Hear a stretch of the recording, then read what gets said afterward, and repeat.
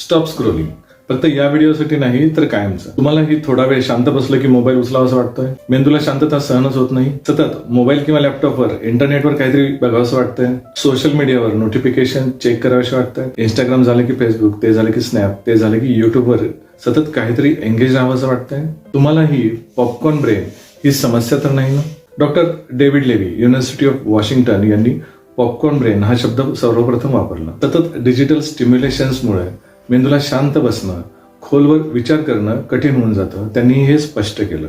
आजच्या डिजिटल जगात वाढणारी ही एक मानसिक समस्या आहे. जसं पॉपकॉर्न तयार होताना ते दाणे सतत तडतड करत राहतात, तसंच आपला मेंदूही एका विचारातून दुसऱ्या विचारात, तिसऱ्या विचारात असं सतत उड्या मारत राहतो.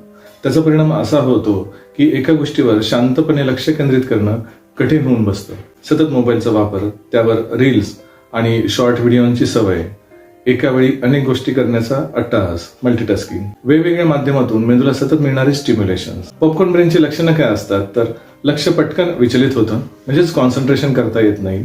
वाचताना किंवा काम करताना कंटाळा येतो. बराच वेळ काहीही न करता शांत बसणं कठीण होऊन जातं. झोपेच्या तक्रारी सुरू होतात.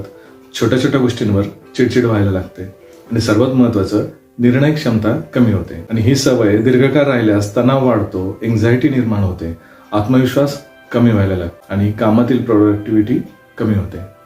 पण चांगली बातमी आहे ती अशी की यातून बाहेर पडता येतं.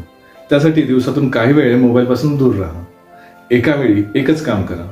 10-15 मिनिटे मेडिटेशन किंवा शांत बसण्याचा सराव करा. काही न करता पुस्तक वाचन करा. निसर्गात वेळ घालवा.